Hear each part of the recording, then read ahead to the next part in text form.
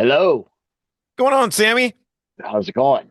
Good, man. Looking forward to talking to you. Appreciate the time and won't keep you for too long, but lots to dig into here. Uh, First and foremost, let me start by saying thank you. Thank you for this reunion, man.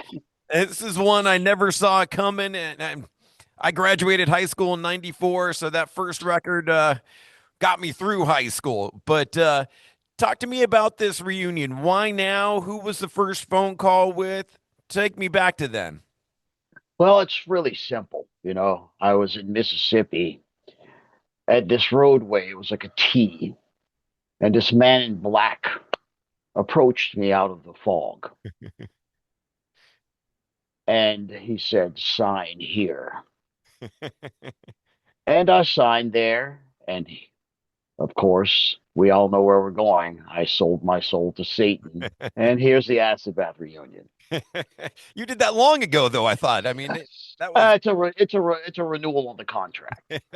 I imagine the first phone call was to Dax then. Actually, the first phone call was to Mike. Ah, And then, we called Dax, and then everything was great from there. I think it was more or less, the real reason besides me signing that contract with that beautiful gentleman in black was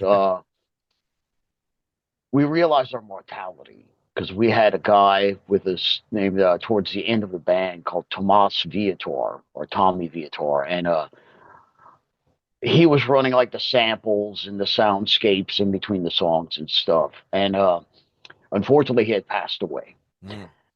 And I guess we were like, you know, we probably should do this sooner than later before something happens to one of us and makes it almost impossible to do, you know. So, it's, out of the bad, we made some good, I guess you can say. Well, thank you, man. I'm looking forward to this show. Got you in our neck of the woods in SoCal, August 29th at Toyota Arena.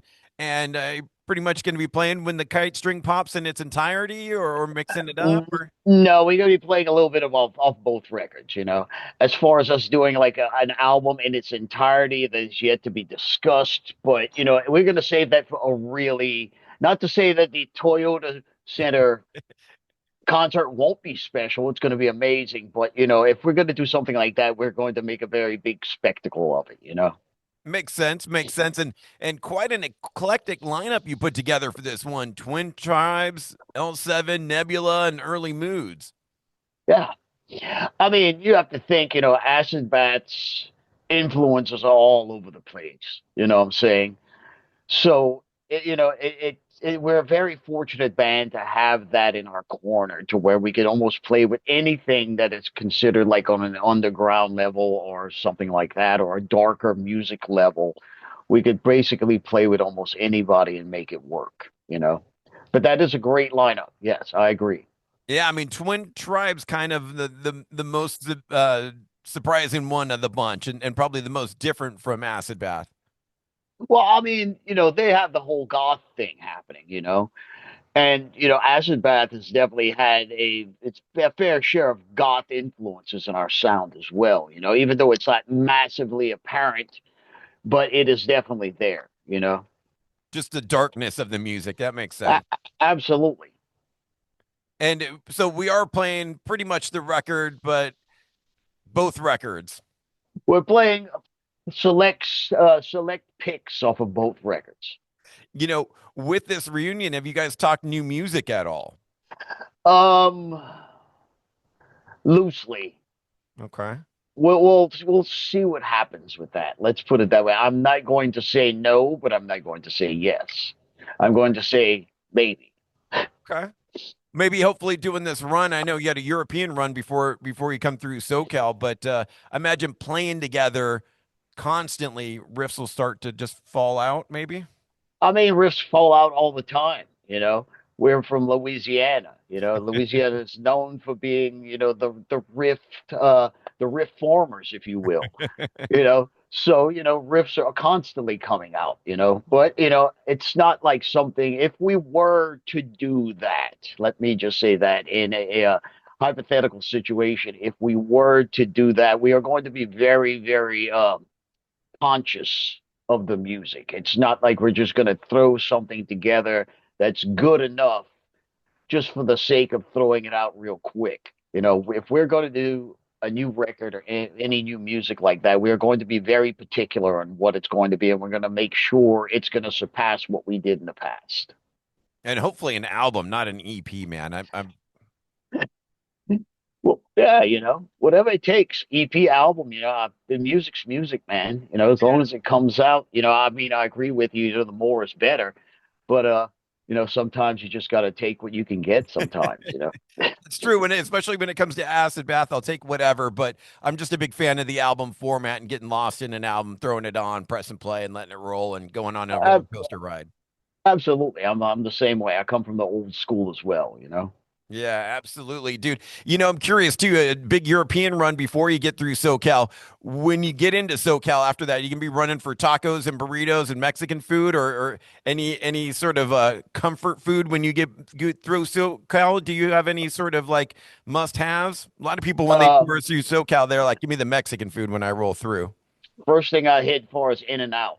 Then Ah, we hit the Mexican food because we don't have In and Outs in the South. So although they're expanding, man. They're slowly starting to get across the country, but yeah, not to Louisiana yet. now Do you have a special in and out order? Because they have the whole like customize your burger, or you just get a double double. I just get the double double. Stick to don't confuse anybody. Just make it simple.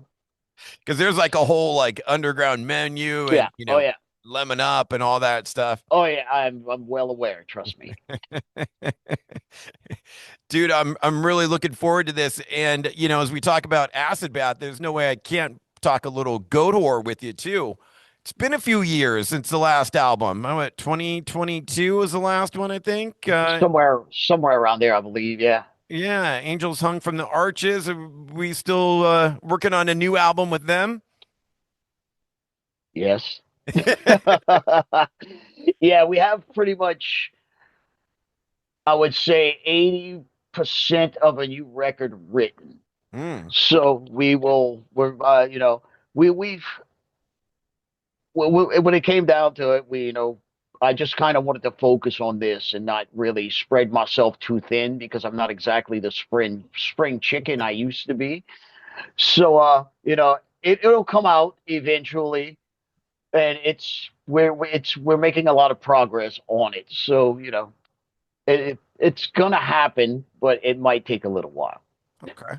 Must be nice having Zach out with you though on the acid bath run to work on some goat horror homework.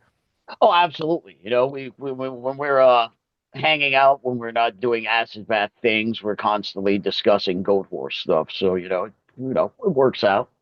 And it makes sense why you wouldn't want to be thinking about necessarily new acid bath music right now while you got the goat horror record coming and floating around and riffs going towards that, I imagine right now. So it makes Yeah, sense to wait on that. yeah, you don't want to really get confused with such, being that the last Goatwhore record, in my opinion, came out so good that I wouldn't want to really, like I said earlier in the interview, if I'm going to do something new, I want it to surpass what we've done in the past Yeah. on both bands. Makes perfect sense. Well, I'm looking forward to that. It's been a few since I've seen Goat Horror and definitely overdue.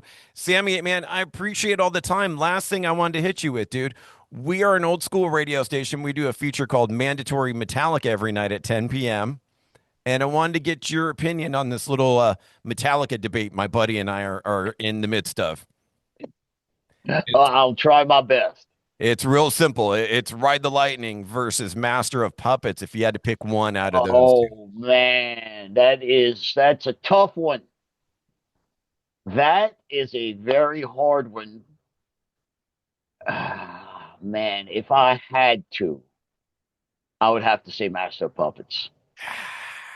I would have to because even though Ride the Lightning was the first Metallica record that I heard, I was a late comer to Metallica, and like 2 months after I got my copy of Ride the Lightning, Master of Puppets came out, and I had no idea it was coming out. And I just saw it in a record store, and I was like, "Holy shit, what is this?" And then the guy at the record store was like, "Yeah, that's the new Metallica." And I put it on, and I was just fucking floored.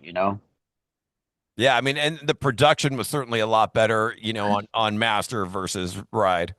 Well, I mean, I'm one of those guys that don't really focus on the production sounds. I'm more of like what the material is more like. I could listen. Sure. There's just some of the records I listen to that some of my friends that are audio engineers will go like, "Why the fuck are you listening to this?" And I was like, "Don't listen to the production. Listen to the song."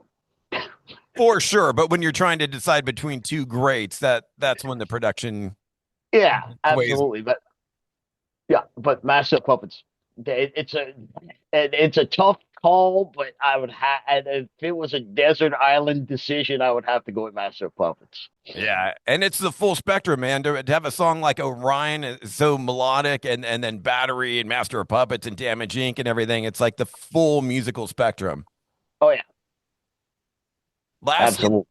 the hard part, man, pick a song for us to play for you on Mandatory Metallica. It could be off any album, Oh man. except for Lulu.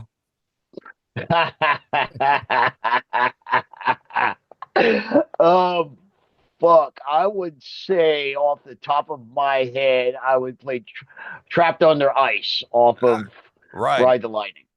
Beautiful, man. Thank you so much for the time. Honored to get to talk to you. And truly, man, thank you for bringing back the acid bath. Awesome, man. I'm glad you're enjoying it. Yeah, man. Can't wait for that Ontario show. Hopefully, I'll get to see you out there and say hi. Yeah, absolutely, man. Thanks, Sammy. All right, man. You have a good afternoon. You too. Bye bye. Bye.